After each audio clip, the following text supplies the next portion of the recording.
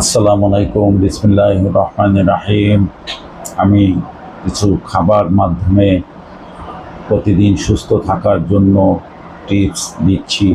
প্রতিদিন এক বাটি মিষ্টি কুমড়া ভাজি হোক তরকারি হোক খাবেন।